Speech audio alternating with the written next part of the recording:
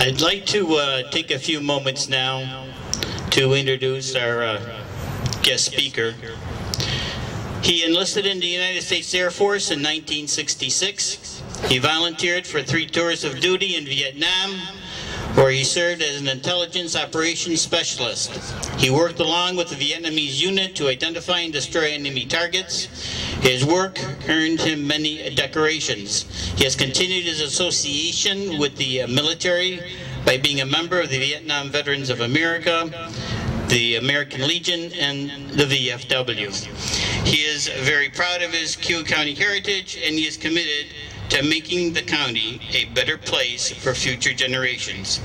That include his daughter, Megan. She is currently pursuing her doctorate at the University of North Florida in political philosophy. Mr. Orman, would you please come up, sir? Thank you, Nick. Thank you, honored guests. It's a pleasure to be here. It's also a very great honor for me, and I'm humbled by it, to be able to speak for a few moments in the presence of such greatness as is assembled here. They know what the words adapt and overcome means. Our country knows what that means. When George Washington first started his movement with his band of soldiers to make this country independent of a world power, little did he know what he would set in motion. But they did overcome all the adversity they faced, and they formed this country, and we became independent and free. And about 30 years later, this young country was invaded by the British. And little did we know that at that time Detroit was burned, our capital was burned, Washington, D.C. And there was a battle about to begin in New Orleans that was going to determine whether we survived as a country.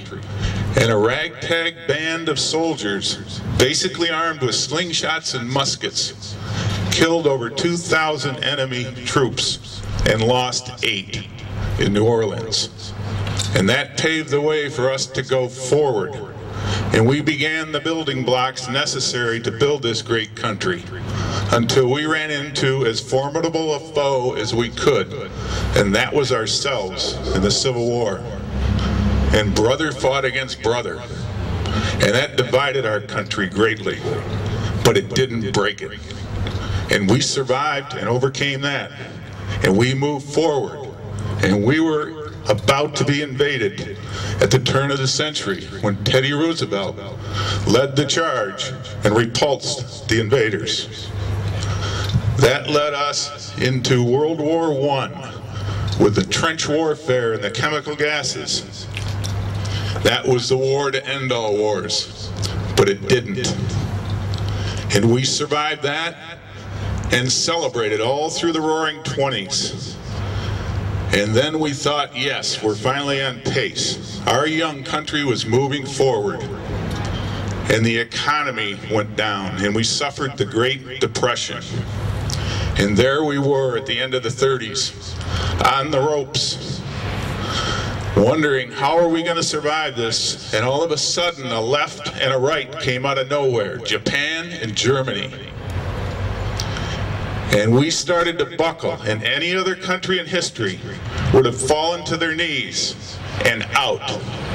But we shook our head, and the Statue of Liberty shook her fist and said, no, we're not going down. And we galvanized as a country like no other country has ever done before or since, and paved the way to victory. And at the end of the day, we freed our allies, but more importantly, our flag stood proudly and free, flying. And then the statue did a strange and totally unique American thing. She opened her hand and reached out to the world and said, how can we help you rebuild? That is the country that we live in. We've paid for it dearly. And we went on to Korea, where we helped them remain free. And our brothers in the Korean War fought valiantly and came home similar to the situations we came home in. And that trend of helping others has continued right up through Afghanistan. And I hope the current administration has the courage to stand behind those troops with the respect and dignity that they deserve. But there was one time throughout that era, throughout our time as a country being formed, that those of us that served there and those that lived during that era remember vividly. The name Vietnam continues to evoke emotions and feelings in all of us that were associated with that. And finally today, we are recognizing what we came home to with the dedication of the highway. I know all of us that served in Vietnam remember the day we got home.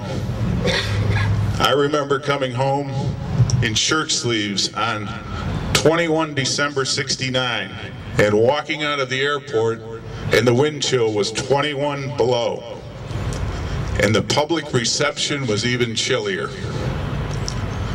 Finally today, we recognize that what they fought for in Vietnam is being recognized today. And the legacy of the Vietnam veteran is shown here with all of these people and people in other areas celebrating that. And that is something that you deserve to be proud of. That is your legacy in the global history of our country. You paved the way for the way today's soldiers are treated. And that's the way it should be. As we go forth today, please take a moment to utter some words or some thoughts of respect for those who have the courage, the commitment, and the willingness to sacrifice, to put on the uniform that preserves our way of life. Thank you for your service, and God bless.